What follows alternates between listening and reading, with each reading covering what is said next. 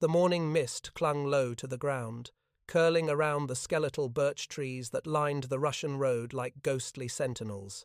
The earth was slick with autumn mud, the kind that swallowed boots and clogged tank treads. The men of the German 4th Panzer Division, veterans of Poland and France, advanced cautiously, their confidence tempered by weeks of grinding combat in the endless Russian landscape. They had been told that the Red Army was collapsing, that victory was only weeks away. But near Mtsensk, the Wehrmacht was about to meet something it had not been prepared for, a machine that would change the mathematics of modern war. Shortly after dawn on October 6, 1941, reconnaissance units ahead of General Hermann Hoth's 4th Panzer Army reported a column of unidentified Soviet tanks maneuvering near the Oral-Mtsensk road. At first, German crews assumed they were facing the familiar BT-7 seconds or T-26 light tanks, flimsy, obsolete machines that had burned easily under the 50mm guns of the Panzer III. But when the first engagement began, the Germans realized that this was something entirely new. The Soviet tanks advanced with unnerving calm, their engines low and throaty, their tracks wide and sure even in the mud. The first Panzer III opened fire at 600 meters. The shell struck the Soviet tank squarely on the glacis plate and ricocheted away, shrieking into the trees. Another shot, another bounce. "Impossible armor angles," a panzer commander muttered into his intercom. His voice was tight with disbelief. At 400 meters, he fired again. The armor flashed white but held firm. Moments later, the Soviet tank returned fire. The German machine erupted into flame, its armor punctured like paper. Reports from the front that day read like something out of a nightmare. All shells ricochet, enemy tank invulnerable at all normal ranges. The 4th Panzer Division, part of Guderian's famed Panzergruppe II, had encountered the T-34 for the first time. Its presence was not entirely unknown to German intelligence. Scattered reports from the opening months of Operation Barbarossa had mentioned a new Russian tank with sloped armor and high speed. But until that October morning, no one had believed those reports could be true. Now the truth was burning across the Russian fields. By noon, the battlefield was a graveyard of twisted armor. The Soviet 4th Tank Brigade, under Colonel Mikhail Katukov, had used the terrain, masterfully ambushing the German spearhead from concealed positions, using the mobility of their new tanks to strike, withdraw, and strike again. The thick sloped armor of the T-34 deflected the German 37mm and 50mm rounds with contemptuous ease. Only at point-blank range, or with the cumbersome 88mm flak guns hastily redeployed in anti-tank roles, could the Germans reliably destroy one. When the smoke cleared that evening, a single T-34 lay immobilized in a shallow gully, its tracks blown off by a lucky direct hit from an 88mm shell. Its crew, 2 dead, 2 fled, had abandoned it after a desperate attempt to set it ablaze with grenades. The charges had failed. The machine, battered but largely intact, sat defiant in the mud. German engineers approached it warily, rifles ready as if it might come to life again. The tank bore the scars of battle-chipped armor, a few penetrations to the fenders, a shattered periscope, but its hull and turret remained largely unbreached. Within hours, word reached divisional headquarters. The vehicle was to be recovered immediately and sent under guard to the Kummersdorf testing grounds near Berlin. It took 2 heavy prime movers and a team of mechanics to hoist the Soviet tank onto transport trucks. The men who examined it could hardly believe its construction. The armor was not just thick, it was angled at such degrees that the effective protection nearly doubled. The wide tracks allowed it to move where the German panzers floundered. Its diesel engine, when restarted, rumbled with a deep, unfamiliar tone, powerful yet efficient. By mid-October, the captured T-34 Model 1941 had arrived at Kummersdorf, the Wehrmacht's secret armoured testing facility, where engineers from Henschel, MAN, and Daimler-Benz awaited it like surgeons before an autopsy. The tank was covered in mud and battle grime, its turret still scorched from the failed scuttling attempt, yet even at first glance, the German specialists sensed they were in the presence of something extraordinary. The official Oberkommando des Heeres technical report number 12/41 recorded the first impressions. One line, written in precise, bureaucratic German, encapsulated the shock. Dieses Fahrzeug ist nicht das Produkt eines genialen Einfalls, sondern der logischen Anwendung einfacher Grundsätze. This vehicle is not the product of genius, but of logic.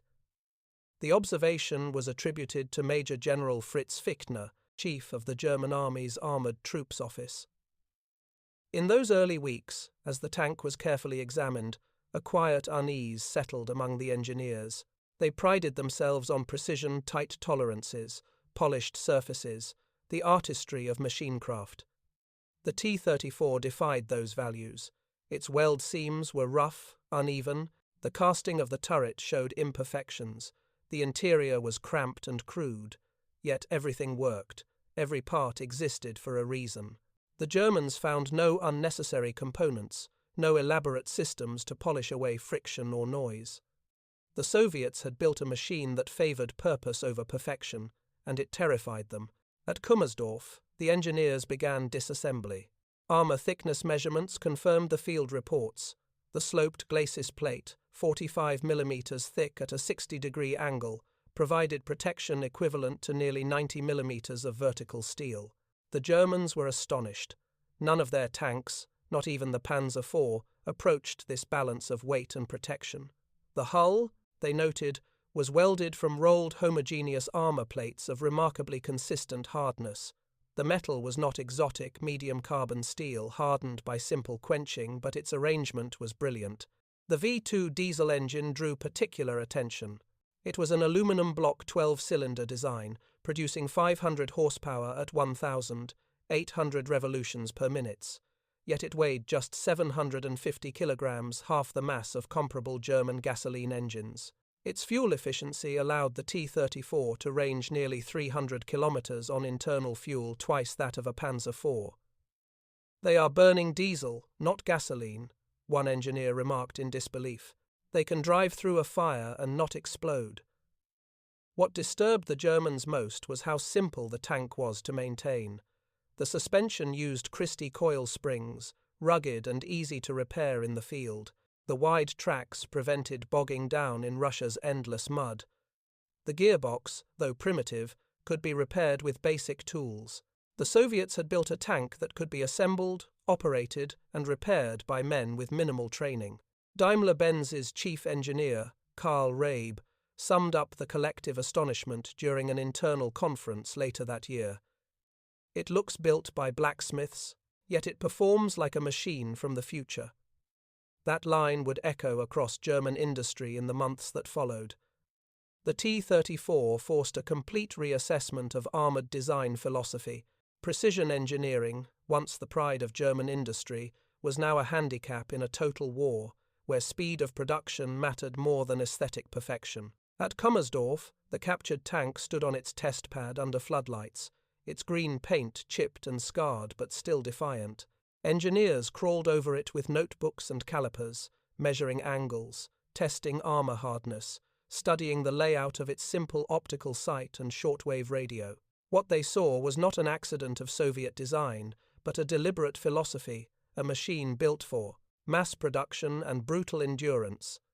The Germans had encountered the future of warfare, and it did not wear polish or precision. It was crude, efficient, and unstoppable. In that October of 1941, as German forces pressed toward Moscow through freezing mud, the men at Kummersdorf began to understand a terrible truth: the Soviets had found the formula for survival.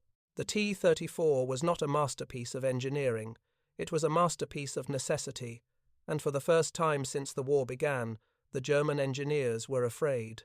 The captured T-34 arrived at Kummersdorf on a cold November morning, under a canvas tarp streaked with road grime and battlefield soot. The train that carried it from the front had been guarded like a royal procession. Officers from the Heereswaffenamt, the German Army Ordnance Office, stood waiting on the platform as if greeting an honored guest. They had heard the reports from the front: invulnerable armor, impossible angles, unstoppable in mud. Yet few believed them until now. as the Soviet machine was rolled from the flat car and onto the testing range. To the German engineers, men steeped in the precision culture of Krupp and Henschel, it appeared at first glance almost primitive. The welds were uneven, the casting rough, the edges unfinished. But when they examined it more closely, what they saw was unnerving. Beneath the crude surface was pure purpose. Every angle, every bolt, every piece of steel existed to serve function over form. The Soviets, they realized, had built a machine that obeyed the brutal mathematics of war. Within days, the dismantling began. Engineers from Henschel, MAN, and Daimler-Benz gathered in the main hangar under the supervision of Waffenprüfamt 6, the testing branch for armoured vehicles. They were used to studying their own creations in sterile workshops, Tigers, Panzer IIIs, the meticulously engineered Panzer IV. But this was different. The T-34 was an alien artifact from a rival industrial philosophy. They approached it with the same fascination that scientists reserve for a meteorite. The tank was stripped methodically. Armor plates were cut away and measured. Calipers and micrometers recorded the thickness at every slope. What they found defied their assumptions. The glacis plate, 45 mm thick, was slanted at 60 degrees, giving effective protection equivalent to nearly 90 mm of vertical armor. German engineers tested it with controlled 50 mm and 75 mm cannon fire at the range. The results were humiliating. The rounds bounced away again and again, even from 200 meters. Only the dreaded 88 mm flak gun could pierce it reliably, and even then only under ideal conditions. In a confidential memorandum marked Technische Beurteilung der russischen T-34, technical evaluation of the Russian T-34, an officer summarized the findings. The enemy's armor design represents a new stage in the evolution of the tank. Sloped armor confers twice the protection for the same weight. Our existing designs are obsolete in principle. When they examined the suspension, they discovered another revelation. The T-34 used the Christie system large, independently sprung road wheels, allowing remarkable cross-country mobility. To the Germans, accustomed to narrow treads and delicate bogie systems, it was barbaric yet brilliant. The wide 500 mm tracks distributed weight evenly, allowing the 26-ton tank to traverse mud and snow that immobilized the lighter German panzers. A Daimler-Benz engineer noted bitterly in his log, "This vehicle goes where our tanks stop. The Russians have designed for Russia." The power plant was the greatest shock of all. The 12-cylinder V2 diesel engine, cast in aluminum, produced 500 horsepower, far more than any German tank engine of similar size. It ran cool, used less fuel, and was resistant to fire. German technicians drained the remaining fuel, examined the cylinders, and were astonished at the precision of its code machining. It was not crude, it was optimized. Each component could be produced quickly, without excessive finishing, yet it performed with astonishing efficiency. They tested it under load in the workshop. The engine roared to life, shaking the walls, spewing grey exhaust.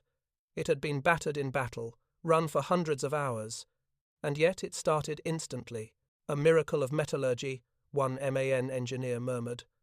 The Germans had spent years perfecting high-octane gasoline engines with elaborate carburation.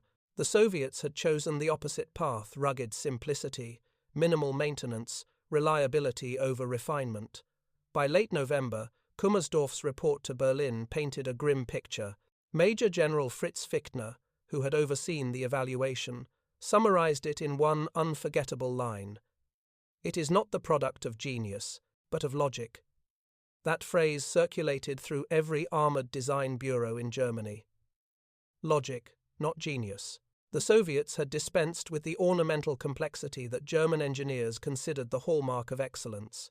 Their genius was in simplification: fewer parts, interchangeable components, no unnecessary mechanisms. Where German tanks required master mechanics and precision tools, the T-34 could be repaired in a field workshop by farmhands with wrenches. The engineers at Kummersdorf felt something unfamiliar admiration tinged with dread. They saw in the T-34 a reflection of everything their own system could not become. Germany's factories were filled with craftsmen, Russia's were filled with laborers. Yet it was the laborers' machine that had beaten them on the battlefield. Even the welding astonished them. The seams were thick, irregular, and ugly but perfect in strength. A metallurgical analysis revealed that the Soviets used high-current arc welding with minimal preparation, allowing two men to join massive armor plates in minutes. The Germans, obsessed with rivets, bolts, and polished joints, realized how much time they were wasting for appearances that had no value in war.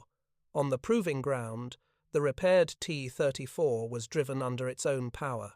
Despite battle damage, it handled smoothly across the frozen soil. The wide tracks bit into the earth, leaving deep, steady impressions. Test drivers reported its steering heavy but predictable, its gearbox crude but indestructible. The tank climbed embankments that stopped every Panzer III and IV tested beside it. When the test was complete, the German engineers stood in silence. The tank had revealed no weaknesses that design brilliance could exploit, only the overwhelming advantage of simplicity. One observer wrote privately, "It is an engineer's nightmare. There is nothing to improve, only to copy." That realization marked the beginning of a transformation in German armored doctrine. Within months, under direct orders from Hitler himself, design teams at MAN and Daimler-Benz were ordered to create a German T-34. The result would become the Panther, a machine of astonishing firepower and complexity. But in that hangar at Kummersdorf, surrounded by notes, drawings, and fragments of Soviet steel, the engineers already suspected the truth. They could match the T-34's performance, perhaps even surpass it, but never its simplicity. And as snow began to fall outside the test halls, the men of Germany's finest design bureaus understood, perhaps for the first time, that the war of machines would not be won by genius alone, but by the cold, relentless arithmetic of production. The cold that winter was the kind that hollowed men out from the inside. Even in Kummersdorf's concrete testing halls, engineers wore gloves while taking measurements, their breath frosting on the lenses of their instruments. The captured T-34 stood stripped and skeletal in the center of the hangar, its armor plates leaned against the walls, its engine resting on wooden blocks, its turret hoisted apart like an enormous autopsy specimen. Yet to the Germans who worked around it, this broken machine had become an object of both fear and fascination. By December 1941, the initial wonder had turned into calculation. Teams from Henschel, MAN, and Daimler-Benz compiled exhaustive reports, pages of measurements, ballistic data, and metallurgical analyses. Every line pointed to a single truth. The T-34 was not just a tank, it was an industrial system rendered in steel. It was what happened when a nation designed for war at scale, not for elegance. A conference was convened at Kummersdorf on December 15th, attended by representatives of the Heereswaffenamt, the Armored Forces Command, and engineers from the major manufacturers. The mood was somber. Drawings of the T-34's armor layout covered the walls. On the table sat samples of its steel plates, dark and pitted from testing. Beside them lay shards of German armor, shattered by Soviet 76.2 mm rounds. Colonel Ernst Volkheim, one of the few remaining officers who had served in the Armored Corps since its inception, addressed the room. "Gentlemen," he began, "this machine represents everything we did not anticipate. It is faster than our Panzer IV, better armored than our Panzer III, and simpler than both. It is designed to be built by peasants, not craftsmen." He paused, his eyes scanning the rows of engineers. "And that, gentlemen, is its genius." The room was silent. Germany's industrial tradition prized precision and perfection attributes that took time, resources, and artisanship. The Soviets had sacrificed all that for quantity and endurance. The contrast was philosophical, even moral. Major General Fichtner, who had written the now famous line, "It is not the product of genius, but of logic," elaborated in his report to OKH headquarters. "The Russians have understood something we ignored, that in total war, a weapon must be designed not for the engineer, but for the factory. The T-34 is the logical consequence of this thinking." It was not merely the design that impressed them. It was the realization that the Soviet Union could build thousands of them. The first intelligence summaries arriving from the front reported alarming numbers. German troops were facing T-34 seconds everywhere from Smolensk to Rostov. Estimates suggested that Soviet production, despite the invasion, had exceeded 1,200 tanks per month by autumn 1941, more than all German factories combined. The figures seemed impossible until captured Soviet documents confirmed them. When those numbers reached Kummersdorf, disbelief turned to dread. The engineers knew what they implied. Even if Germany built the perfect counter, it could never match that volume. Henschel could produce 20 Tigers a month at best. Mahn could manage perhaps 60 of its new medium design. The Soviets were building tanks by the trainload. In January 1942, representatives from Kummersdorf travelled to Berlin to present their findings to the Armaments Ministry. The meeting took place in a grey, unheated room at Bendlerstrasse. Among those present were General Heinz Guderian, recently dismissed from field command, and Albert Speer, who would soon assume control of the Reich industrial output. The engineers laid their blueprints on the table, cross-sections of armour, photographs of sloped plates deflecting shells, diagrams of the diesel engine. Guderian studied the drawings in silence, tracing the lines of the glacis plate with a gloved finger. Finally, he said, "This tank explains everything our troops report. We are fighting a machine that thinks differently." He looked up at the men before him. "We must build our own." The decision that day would lead to the creation of the Panther, the German attempt to replicate and surpass the T-34. But even as they spoke, the engineers knew it would not be the same. Germany could design a better tank, yes, thicker armour, a more powerful gun, refined optics, but not one that could be produced in such numbers. The T-34's brilliance lay not in its specifications, but in its accessibility. Its components could be made in tractor factories, assembled by women and teenagers, repaired with hammers and welding torches. At Kummersdorf, German metallurgists continued their study. They found that Soviet armour used a simple manganese alloy that balanced hardness and ductility strong enough to deflect, yet soft enough to avoid shattering. It could be produced in bulk without exotic materials. By contrast, German armour required nickel, molybdenum, and tungsten, all scarce and shrinking under Allied blockade. Every insight from the T-34 seemed to expose another German weakness. Engineers began comparing photographs from Soviet assembly lines. They saw crude stamping presses, open workshops, workers in fur caps. No precision jigs, no micrometer gauges, yet the tanks rolled out endlessly. In contrast, German factories demanded specialized machinery, exacting tolerances, and skilled labor that took years to train. The contrast was devastating. One Daimler-Benz technician, after weeks examining the T-34's disassembly, confessed to his diary, "It is as if we have built clocks while they have built hammers. And in war, it is the hammer that wins." By early 1942, the T-34 was reassembled for a final round of trials. Its green hull, patched and welded by German hands, looked out of place against the snow. They ran it over the proving ground once more, the V2 diesel coughing to life like a beast waking from slumber. It crossed ditches, smashed through obstacles, climbed slopes that defeated the panzers. Watching from the observation tower, Major Fichtner turned to his aides. "Gentlemen," he said quietly, "we have seen the future of armoured war, and it is not German." As the tank completed its final circuit, snow began to fall thick, silent, endless. The Germans watched it disappear into the white distance, leaving two wide, perfect tracks behind. They all understood the symbolism. The T-34 was not just a tank, it was a factory on tracks, a weapon of an empire that could outbuild its enemies. The engineers recorded their final note in Report 1241. Addendum. The T-34 is a machine born of poverty, but executed with clarity. It is ugly, but it works. It is simple, but effective. It is the industrial embodiment of total war. And in that cold winter, as the German armies froze before Moscow, Kummersdorf's engineers realized something more terrifying than defeat. They had met a rival who could lose 100 machines and build 200 more. By the spring of 1942, the lessons of Kummersdorf had reached every corner of Germany's armaments industry.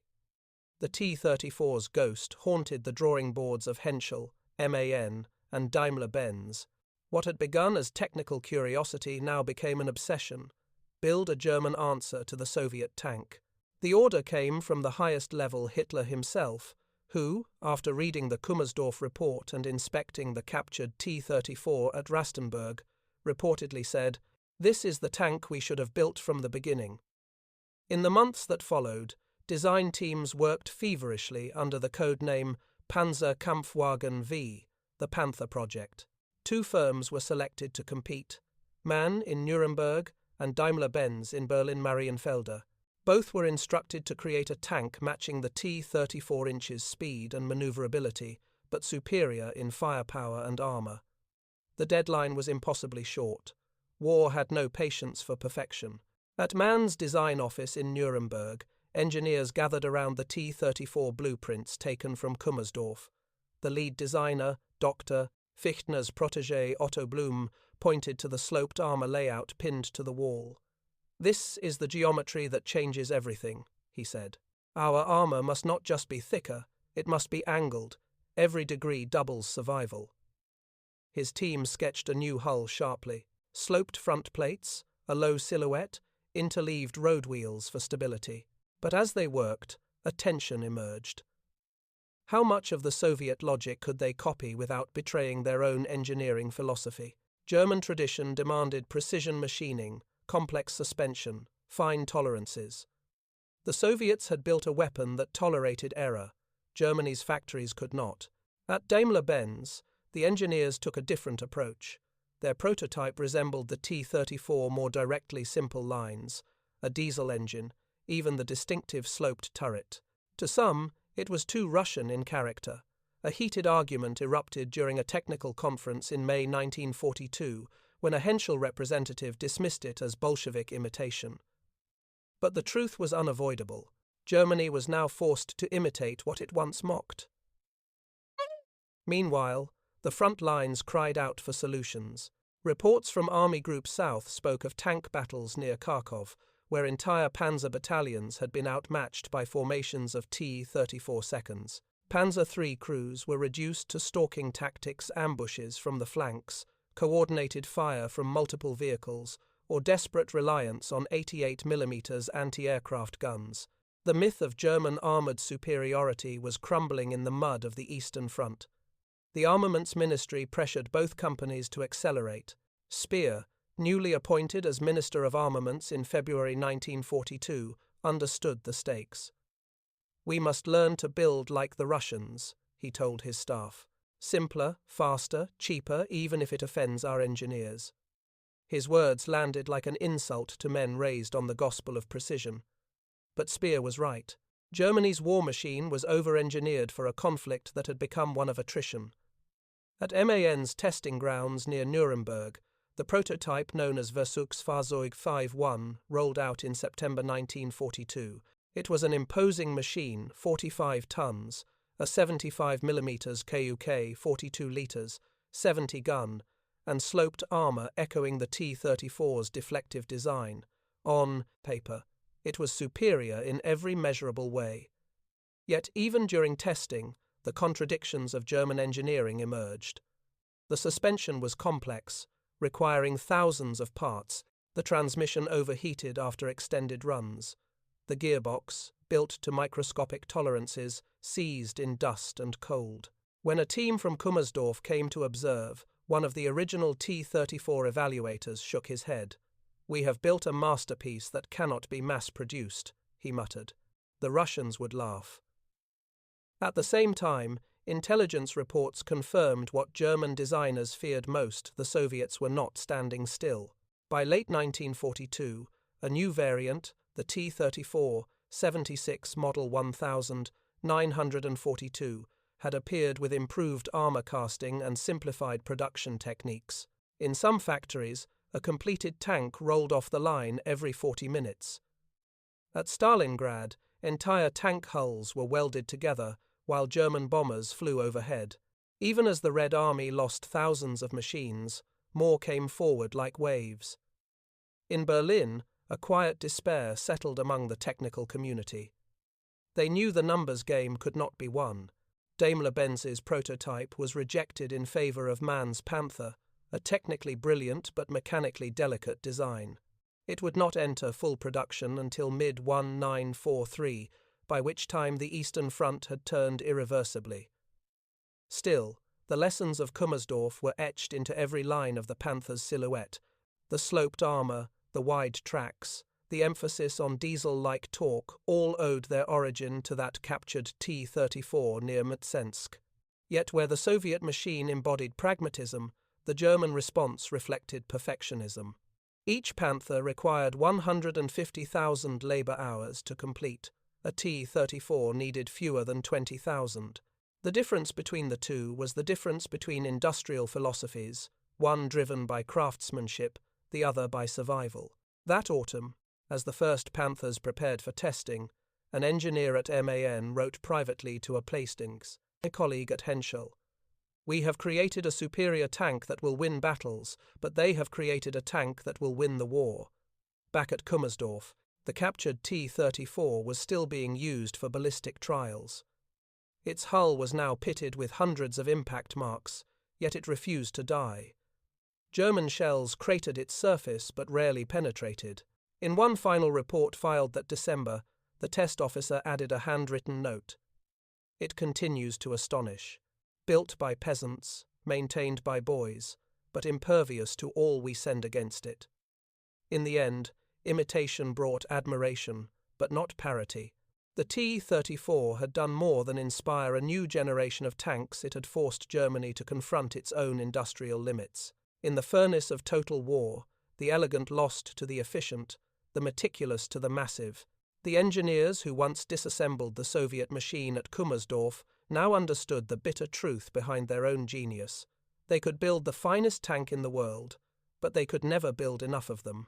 By the summer of 1943, the lessons of Kummersdorf came home to haunt Germany in the fields around Kursk. There, in the largest tank battle in human history, the theory of armored warfare met its brutal test. The Panther, the proud offspring of German engineering and Soviet inspiration, rolled into combat for the first time, eager to prove that imitation could triumph over origin. But what the Germans had built to counter the T-34 would instead reveal how deeply the Soviet design had changed the very geometry of war. In early July, as Operation Citadel began, over 200 new Panthers of Panzer Regiment 39 advanced with the elite Großdeutschland Division. Their long 75mm guns promised to pierce any Soviet armor, their sloped plates a shield against return fire. But as they moved across the Russian steppe, theory unraveled into tragedy. Engines overheated, transmissions jammed, and final drives cracked under the strain of haste and complexity. Within hours, dozens of Panthers stood crippled not by enemy fire, but by their own perfectionism. When the T-34 seconds came, they did not come in twos or tens, but in hundreds. Swarms of them rolled from behind ridgelines and birch forests, their diesel engines growling, their movements unrefined but relentless. Soviet tank brigades advanced in waves, each line replacing the one destroyed. To the German gunners inside their crippled Panthers, the sight was nightmarish. "They kept coming," recalled Unteroffizier Karl Hoffmann of the 6th Panzer Regiment. "You'd knock one out, and 3 more would appear from the dust." It was as if the land itself was producing them. The T-34 had evolved. The new model 1943 featured a hexagonal Mickey Mouse turret and improved optics, simpler still, but better adapted for mass casting. Soviet reports from the Central Front showed that by July 1943, production exceeded 1,200 tanks per month. The Germans, by contrast, had built barely 250 Panthers by the start of the battle, half of which broke down before firing a shot. It was a contest between industrial philosophies, and on the plains of Kursk, the numbers spoke louder than design. At Kubinka, west of Moscow, captured German tanks were being studied with the same analytical intensity once seen at Kummersdorf. Soviet engineers examined the Panther and the Tiger with cold, methodical precision. They admired the 88mm guns range, the optical quality of German sights, and the near-artistic workmanship of the components. But the verdict was clear.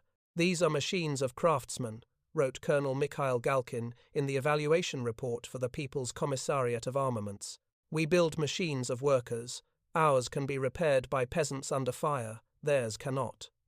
That sentence echoed, unknowingly, the words written 2 years earlier at Kummersdorf. Logic over genius. Function over form. Each side had come to the same conclusion from opposite ends of Europe. After Kursk, the balance of the war shifted irreversibly.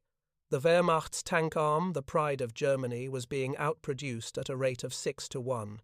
Soviet factories, scattered east of the Urals and powered by an army of women and adolescents, worked without pause. Entire plants were relocated by rail, rebuilt in the snow, and running within weeks. At Chelyabinsk, Tankograd, production floors stretched for kilometers. Welders worked by torchlight through the night, assembling T-34 seconds faster than the Germans could destroy them. Captured German engineers at the war's end would later see those assembly lines with disbelief. There were no polished floors, no precision gauges, no air-conditioned workshops, just heat, noise, and determination. But every 40 minutes, another T-34 rumbled off the line, painted olive green, and sent westward. "Quantity has a quality all its own," a Soviet technician reportedly said to an Allied observer. It was not a slogan, it was a statement of strategy. In Berlin, however, the illusion persisted that better design could offset dwindling numbers. The Panther and Tiger II grew heavier, more complex, and more fragile. Each demanded more materials, more hours, more fuel. Every tank destroyed at the front represented not just a tactical loss, but a month of work by hundreds of skilled laborers. The T-34, by contrast, could be replaced in days. Its parts were interchangeable, its armor simple to weld, its gun easy to produce. It was a machine made for a nation fighting for survival. In the final winter of 1944-45, as the Red Army crossed the Oder, remnants of the 4th Panzer Division, the same formation that had first met the T-34 near Mtsensk, now fought desperately in reverse. Veterans who had once mocked the Soviet tank now spoke its name with weary respect. "We laughed when we first saw it," said Oberfeldwebel Dieter Schenk. "Now, when we hear it, we hide." By then, Germany's once proud tank force was collapsing under its own weight. The Tigers and Panthers burned on the roads for lack of fuel, abandoned by crews who could no longer maintain them. Soviet T-34 seconds, simple, dirty, and unstoppable, poured through the gaps, their whitewashed hulls gliding through snow and fire. At Kummersdorf, where the first T-34 had been dissected in wonder 4 years earlier, the test fields now lay silent, half buried in rubble. In a final irony, when the Red Army captured the facility in April 1945, they found their own machine still there, rusted, scarred, but intact. A Soviet officer reportedly laughed when he saw it. "They studied it well," he said, "but they never understood it." In the years that followed, as Europe rebuilt and veterans gathered to tell their stories, engineers on both sides reflected on the lessons of that encounter. The T-34 had not been perfect, it had been right. It was the tank of a nation that could not afford luxury, that measured victory not in brilliance but in output. The Germans had tried to outthink it. The Soviets had simply outbuilt them. And so, when historians later spoke of the T-34, they called it what it truly was, not a triumph of technology, but of philosophy, a machine that embodied the brutal logic of war itself, where simplicity is strength and endurance is genius. At Mtsensk, the ghosts of 1941 still linger. There, among the birch forests where the first T-34 was captured, the soil remains heavy with iron. It was there that the masters of precision met the masters of production and discovered, too late, that the future of warfare would belong not to the craftsman's hand, but to the factory's hammer. When the guns fell silent in May 1945, the fields of Europe were littered with the burned-out skeletons of tanks, Tigers, Panthers, Shermans, and thousands of T-34 seconds. Each was a monument to the industrial age's final lesson, that victory belonged not to the most advanced machine, but to the most available one. The Soviet T-34, once dismissed as crude and inelegant, had become the symbol of a new kind of warfare, one where efficiency and mass outweighed artistry and precision. In the ruins of Berlin, German engineers, captured and hungry, were gathered by Soviet officers for questioning. Among them were men from Kummersdorf, the same who had first disassembled the T-34 4 years earlier. Now they sat under guard in the shell of a shattered factory, reviewing their own reports translated into Russian. One officer, Major Ivan Rudakov of the Red Army's Technical Directorate, placed a copy of OK's report 12/41 on the table. "You saw," he said in accented German, "but you did not understand." There was no malice in his tone, only certainty. He gestured toward a surviving T-34 that had rumbled into Berlin days earlier, its armor dented and paint blistered but still moving. "That one came from Stalingrad," Rudakov continued. "Built in winter, in a factory without walls. Half the workers were women, some children. It fought from the Don to the Spree. Can your Panther do the same?" The Germans said nothing. They didn't need to. The evidence surrounded them, Soviet tanks parked in the heart of the Reich, rolling over streets paved with the wreckage of their own designs. In the months that followed, the captured German engineers were quietly transported east. Some went to the Ural factories, others to Kubinka, where they worked alongside Soviet counterparts, studying the remains of their own machines. It was there that the philosophical symmetry became complete. Just as the Germans had once examined a T-34, the Soviets now dissected the Panther and Tiger. Both sides had sought perfection. Both found truth in the other's imperfection. At Kubinka, Colonel Galkin's team summarized their findings in a 1946 report to the Soviet General Staff. "The German Panther is an excellent tank when it works. The T-34 is not excellent. It simply works." That phrase became a quiet mantra within the Soviet design bureaus. It guided the evolution of the T-44, the T-54, and eventually the T-62. Each descended not from genius, but from the same relentless logic that had birthed the original T-34. Each was a hammer, refined but unbreakable. By contrast, in the West, the myth of German engineering persisted. Films and memoirs glorified the Tiger and Panther as marvels of technology, elegant monsters undone only by numbers. Yet inside the archives, historians knew better. The T-34's success had not been numerical alone, it was systemic.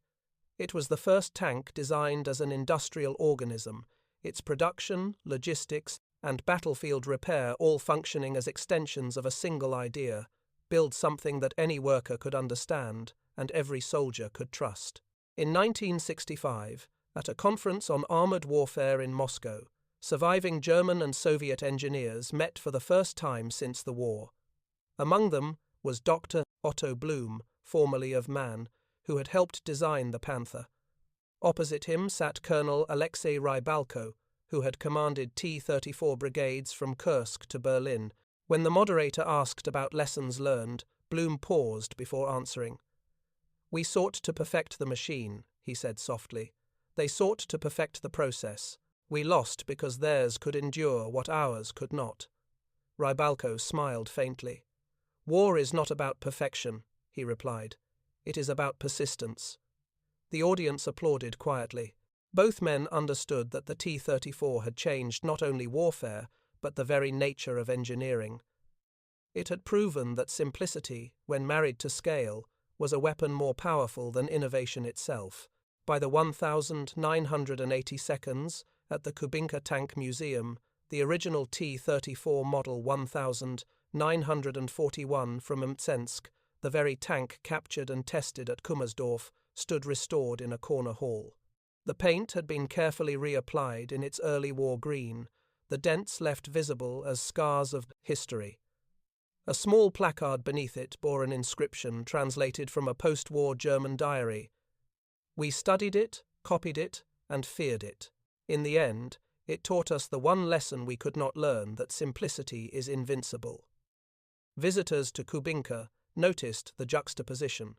Across from the T-34 sat a panther, elegant, angular, and immaculate in its restoration.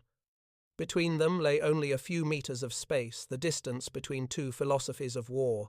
Soviet veterans would sometimes pause before the T-34, their hands brushing its cold armor as if greeting an old comrade.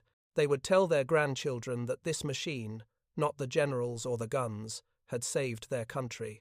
German veterans, when invited to similar reunions, often stood silently before it, remembering the day when their shells first bounced off its impossible slopes. In that silence, history found its symmetry.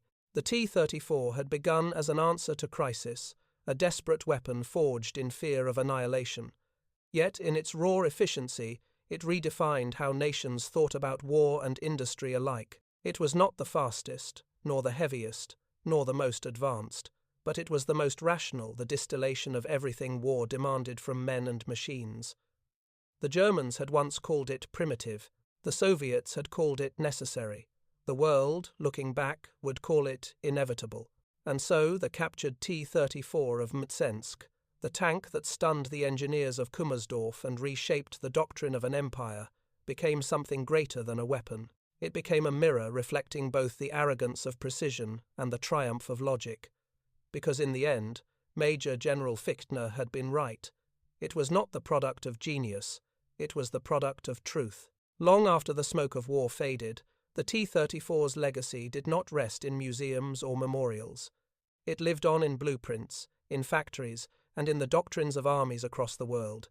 The machine, born from desperation in 1941, had transcended its time, becoming the genetic ancestor of modern mechanized warfare. It was no longer just a tank, it was the idea of how to build one.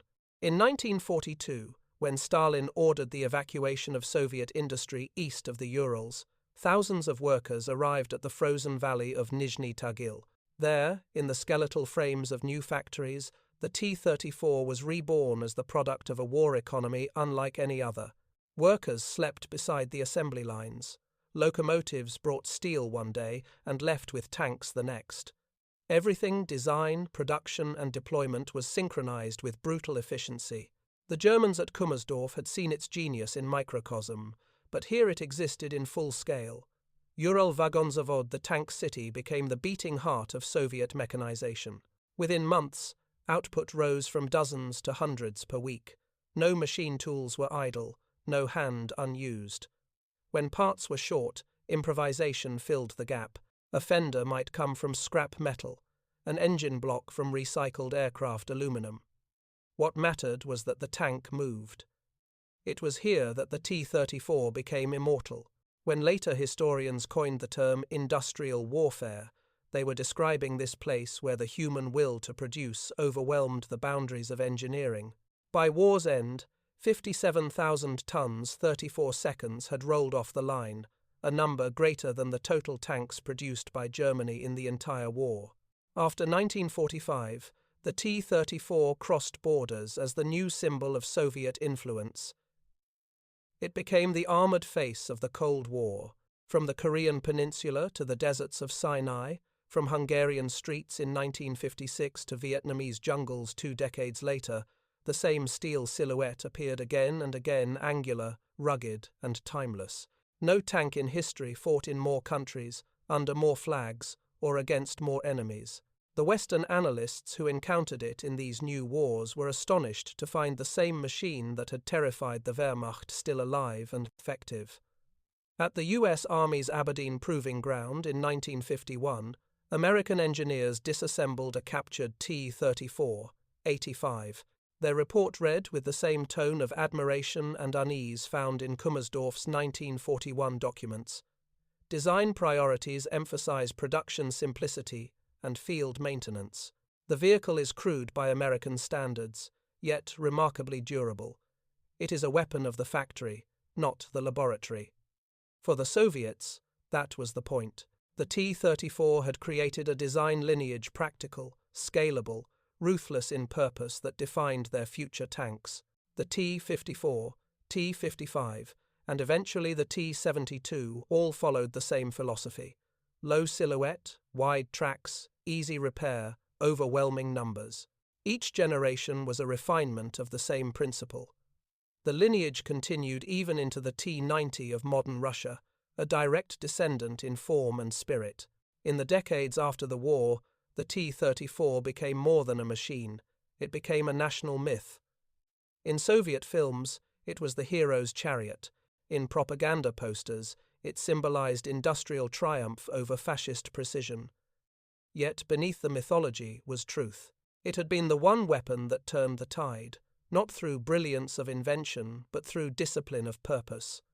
At the same time, its ghost haunted Western design philosophy.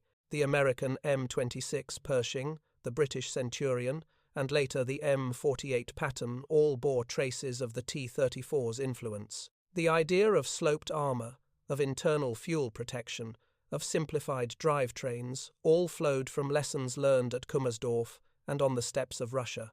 The tank that had begun as the enemy's machine became the unseen teacher of its rivals. By the late 20th century, T-34 seconds were still in service across Asia, Africa, and Latin America. In Angola, in 1983, a Cuban advisor famously joked, "Our tanks are older than our soldiers." Yet even there, they ran.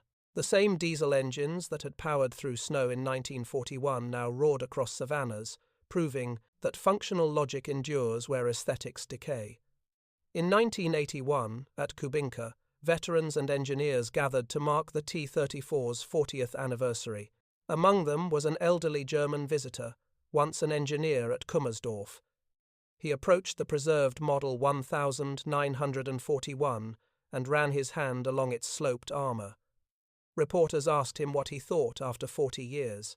He smiled faintly and said, "It is still the most honest machine I have ever known." The truth of that remark echoed into the next century. When modern combat analysts examine the design of the latest Russian T-14 Armata or the American Abrams, they still find traces of the T-34's DNA. Its principles, modularity, resilience, balance between armor and mobility remain foundational. The T-34 was not the end of an era. It was the blueprint for every armored vehicle that followed. Even now, a handful of T-34 seconds still run in parades across Eastern Europe, their engines coughing but unyielding. Mechanics who maintain them speak of the tank with affection, as if it were alive. "It forgives you," one Polish restorer said. "It doesn't mind if you make mistakes, it just wants to keep going." That sentiment, perhaps more than any statistic or blueprint, explains its immortality. The T-34 was born not of luxury or ideology, but of necessity, and necessity, when paired with ingenuity, becomes timeless. In the end, the engineers at Kummersdorf had been right and wrong all at once. They saw in the T-34 the triumph of logic over genius. What they could not foresee was that this logic would outlive their own civilization. 8 decades later, the T-34 still rolls its steel creaking, its engine growling, a living artifact of the moment when simplicity defeated sophistication and the machine of the people became the machine that changed the world. History remembers the T-34, not just as a weapon, but as a sound. Veterans described it as a growl that came before destruction, the deep, resonant thunder of the V2, diesel engine reverberating across frozen fields. German infantry who survived the Eastern Front said, "You could feel the T-34 before you saw it, a vibration through the ground, the heartbeat of Soviet steel." 8 decades later, that sound still echoes not on battlefields, but in the memory of nations that lived and died under its shadow. After 1945, the T-34 became a symbol far larger than the sum of its bolts and plates. For the Soviet Union, it was proof that industry could become destiny. Stalin's engineers had not just built a tank, they had built an idea, that simplicity and collective effort could overcome even the most advanced machinery of fascism. In Moscow's 1945 Victory Parade, hundreds of T-34 seconds rumbled through Red Square, their hulls still scarred from battle. Behind them marched the men and women who had welded, riveted, and fought for them. It was not merely a display of power, it was a parade of philosophy. In the shattered factories of post-war Germany, engineers who once worked at Henschel and MAN studied the wreckage of their own machines. Many would later admit a quiet respect for their Soviet counterpart. One of them, Dr. Hans Glöckner, wrote in a 1947 technical paper smuggled to the Allies, "The T-34 was not beautiful, but it was immortal. We built for precision, they built for eternity." Meanwhile, the T-34's legend grew beyond Europe. Between 1946 and 1960, over 40 countries received shipments of refurbished or newly produced T-34 seconds. They appeared in China's People's Liberation Army, in the armies of Egypt and Syria, and across Africa and Latin America. Wherever revolution or resistance took shape, the T-34 was there a relic of one war, reborn for another. In Korea, it became the spearhead of North Korea's invasion in 1950. American and South Korean troops faced the same fear the Germans had known in 1941 shells bouncing from sloped armor, columns of advancing tanks that refused to die. It took bazookas, artillery, and the arrival of U.S. Pershings to halt them. Yet, even when destroyed, the T-34 left an impression. The U.S. Army's after-action reports repeated a familiar refrain: rugged, effective, mass-producible. Decades later, T-34 seconds rolled through the streets of Budapest during the 1956 uprising, this time as instruments of oppression, their tracks grinding against cobblestones soaked in protest. The same machine that had symbolized liberation from fascism now represented the weight of Soviet control.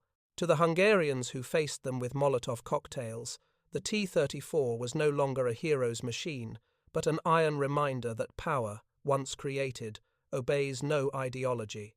And yet, even as history shifted, the T-34 endured. Its armor may have grown obsolete, its gun underpowered, but its spirit remained relevant. In the deserts of the Middle East, T-34 seconds fought in the Six-Day War of 1967 and again in the Yom Kippur War of 1973. In Vietnam, they rumbled through jungles that no German engineer could have imagined. Each conflict was a strange echo of 1,941 different continents. Same machine, same logic. By the 1,980 seconds, the T-34 was appearing not on battlefields, but in history books, monuments, and film. The Soviets immortalized it in cinema, especially in the 1,970 seconds series The Living and the Dead and Liberation, where the tank was portrayed almost as a character flawed, battered, but unstoppable. In those films, as in the war itself, the T-34 was never sleek or glamorous. It was human, stubborn, resilient, practical. In the West, the mythology was more conflicted. Military historians studied the T-34 with grudging respect. Its design was copied, its production system admired, its operational philosophy dissected at every military academy. NATO planners admitted, in classified assessments, that the Soviet ability to mass-produce durable vehicles remained the ultimate strategic advantage.